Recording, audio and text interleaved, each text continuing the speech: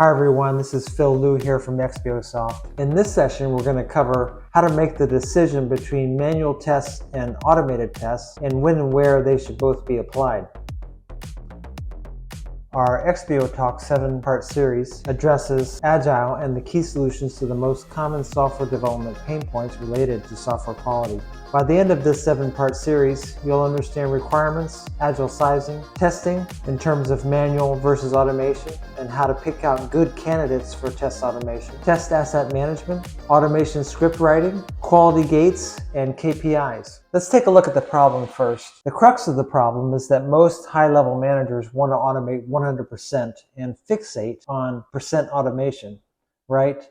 I mean, who hasn't run into this paradox where you run into a VP or higher level manager that wants everything automated? Firstly, we know that everything can't and should not be automated. During this session, we'll discuss the challenges of creating well-formed test cases and criteria for identifying good candidates for automation scripts. Firstly, we'll establish a common understanding of testing terms. Let's look at manual testing. Manual testing is a set of instructions on how to test an application with expected results. The team usually uses a specified process to report the test results along with associated defects. Commonly, teams will use a specified tool or a spreadsheet to track test cases, their execution status, as well as the defects resulting from executing those tests. Automation testing is a scripted set of instructions to exercise an application. The term automated testing can be applied simply to an individual test script or to a whole block or set of test cases which are executed by a continuous deployment or script.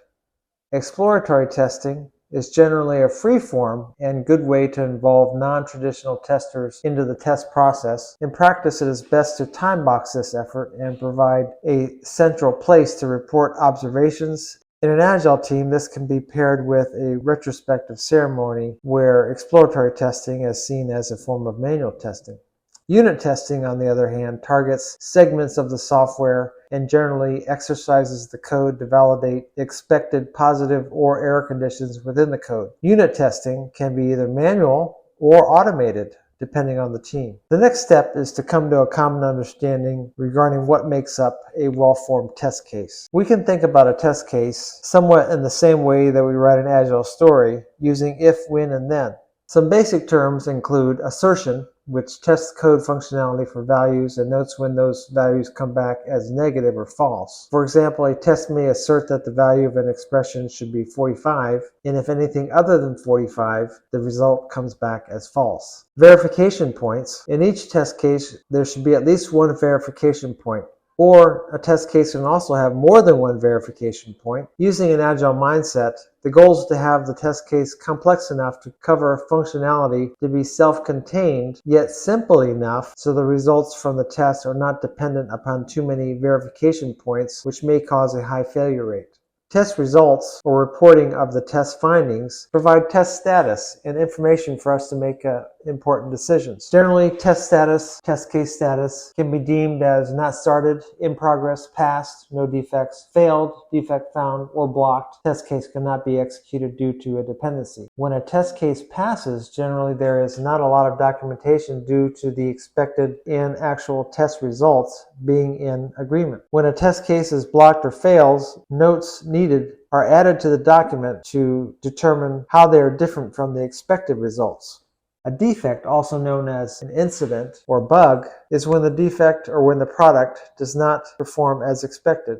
Note that in an Agile team, testing tasks, such as what we just described, are built into stories. Defects may be identified and resolved outside of a formal defect tracking process as part of completing that story. Which brings us to an important discussion, a side discussion, about whether or not you should report defects in Agile. And so many teams talk about not filing defects or not reporting defects at all. And we also believe in that if the defect is going to be fixed within the story. If the defect is not fixed within the story or not fixed within the iteration, then how can you even track it for future resolution? Going to the next part of our discussion, we need to pause to have a slightly theoretical conversation in talking about a test case that should not be used for automation or not be considered for automation. These include single-use test cases, edge test cases, or test cases which have too many dependencies. Automated test cases are generally reserved for those tests that can be repeated and are well understood and which will be used a lot and executed multiple times. When the point of the test case is to test the validity of data, the test case may be a framework which iterates through the data row by row. In this case, the test designer needs to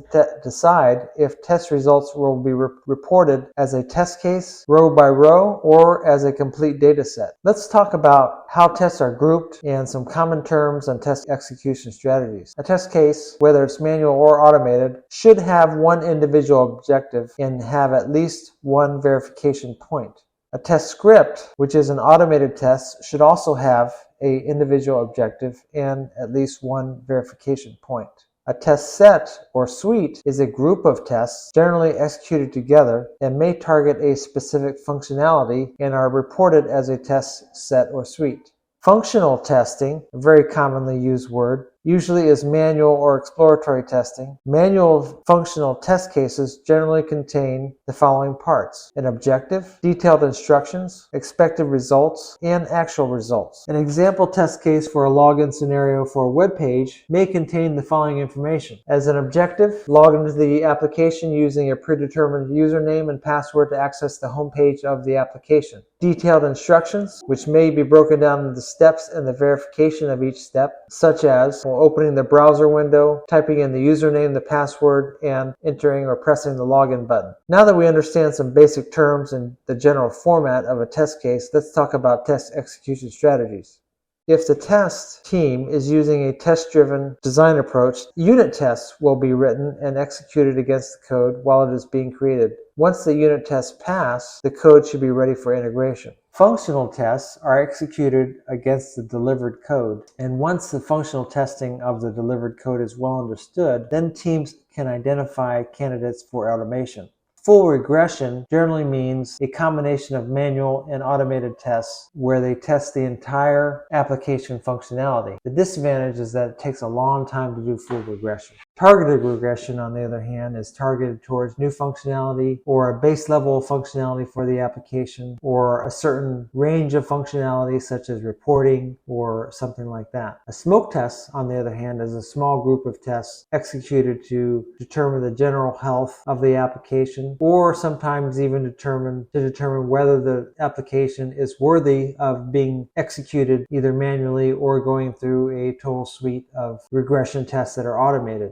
Smoke tests generally take 3 to 15 minutes, and if done manually, may take an hour. The question set out at the beginning of the session was to determine when to use manual testing and when to use automated tests, and how we can pick out the right places and the right times to use test automation. Based on our previous discussion, we want to automate test cases that don't need a lot of effort to automate, yet are also critical functions and will be executed frequently. We also want to make sure that the test cases that are automated are easy to maintain. So whether you're automating unit tests, functional regression, or smoke, these rules apply. One of the reasons for targeting frequently used tests is that you want to get the highest bang for your buck for automation efforts, right? So a good starting point is to start with frequently executed tests. On the other hand, you want to make sure that your tests are easily maintained, like having code to be maintained, valid data inputs, and modifications that need to be made if functionality is changed. You want to ensure that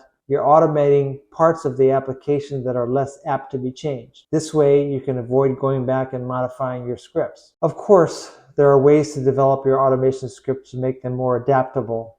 As usual, there are many factors to decide if automation is a viable solution, and these factors need to have balance and applied with common sense. The graphic below, if you look at it, depicts some of these variables and parameters that you need to consider when you're moving from manual testing to automation testing. Of course, there are many tools, some of them AI or machine learning based, that boast automated object recognition and self-learning, which is supposed to reduce the amount of maintenance and even possibly develop automated test cases on their own without any thought or thinking or interjection of thought from you. But in the end, you still have to understand the application and the domain deeply to be able to think like an end user and develop meaningful test scripts. Automated testing, which uses artificial intelligence and machine learning solely, cannot really be trusted. If you look at some of the tools that are coming out and the test scripts that they automatically create, do they really represent an end user and what an end user does, or are they just hacking through menus and adapting to menus as they change,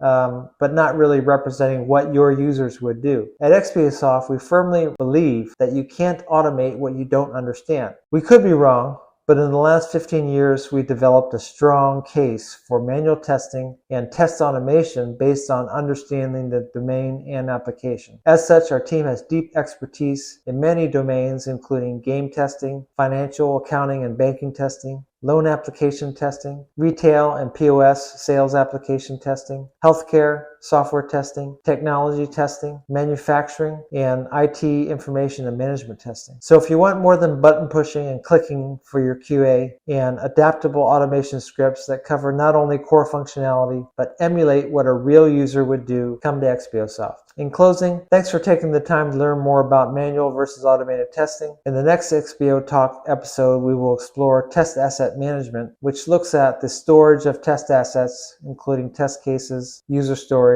defects, and so on, and how to organize your test assets to make them reusable and be able to gather and garner real information and insights from your assets.